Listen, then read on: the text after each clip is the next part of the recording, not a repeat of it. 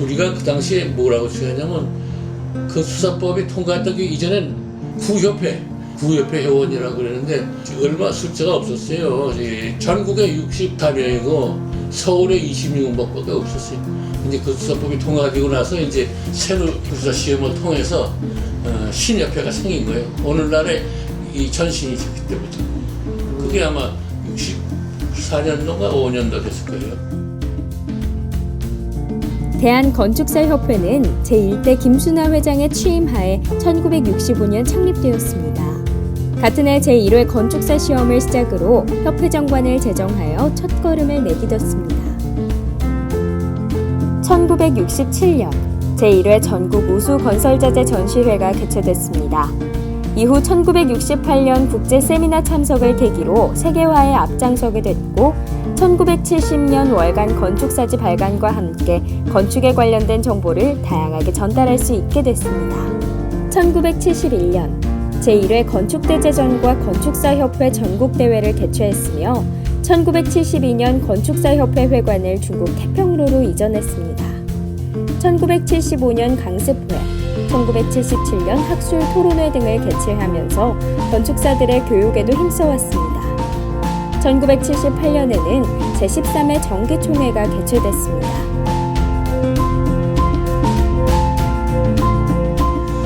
협회가 65년도 창립되고 67년도 제1회 전국 건축 우수자재전이 있었어요. 그게 한 달간 열렸는데 기록에 보면 동원 인원이 한 30만 명이 된다고 그래요. 그래서 이게 현재 건축산업대전의 시초가 아닌가 이렇게 생각이 됩니다.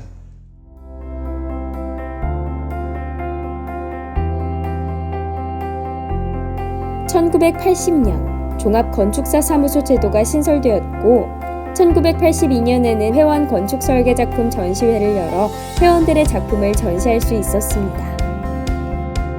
1983년에는 회관 신축 현상설계 공모전을 개최해 기공식이 열렸고 1984년에는 제1회 아시아 건축사 협의회에 옵서버 자격으로 참석했습니다. 1985년 회관이 준공했고 그해에 한일 건축사 교류 촉진 각서 서명이 있었습니다. 1986년 제2회, 1988년 제3회로 이루어진 아시아 건축사 대회에 회원국으로 지속적으로 참석했으며 1988년에는 예술의 전당 음악당 및 서예관이 설립되었습니다. 협회 전체 50년 동안을 이렇게 볼 때 그 80년, 85년도에 협회가 안정적이고 모든 활동이 왕성하게 전개된 그런 시기 아닌가 이렇게 생각이 됩니다. 협회 이제 규모가 커지고 이러면서 협회에 더 확장할 그런 필요성도 생기고 1990년대부터 2000년 초반까지의 시기는 건축사협회 실현기이면서도 변화와 개혁의 시작 시기이기도 합니다. 그 당시에 건설업체들이 설계 경험 요구가 아주 강력했었고 설계 협력업체들의 독립적인 계약 요구가 아주 강력했었습니다.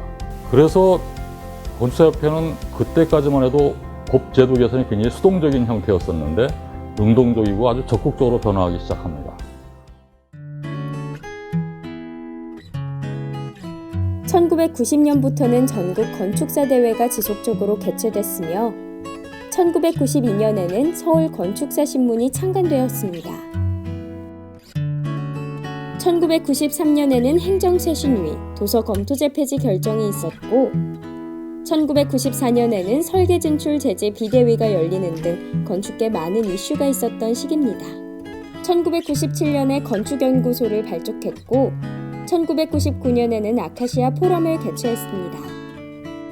2000년에는 세계국제건축사연맹의 회원단체로 정식 가입했고 2001년 피카 사무국 헌판식을 통해 세계화에 앞장섰습니다.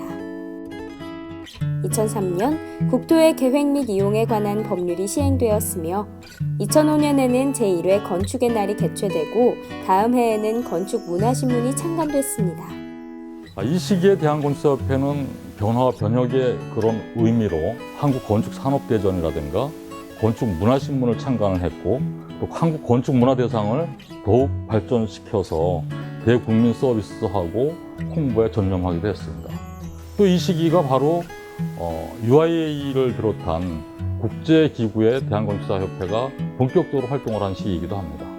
2000년도에 이제 봄을 터지듯이 이제 동시에 제도 변화라든지 사회 요구에 의해서 2000년대는 어떻게 보면 법뿐만 아니고 협회의 그런 경쟁력 강화를 위한 모든 제도가 큰 변화를 가져오지 않았나 이렇게 생각이 됩니다.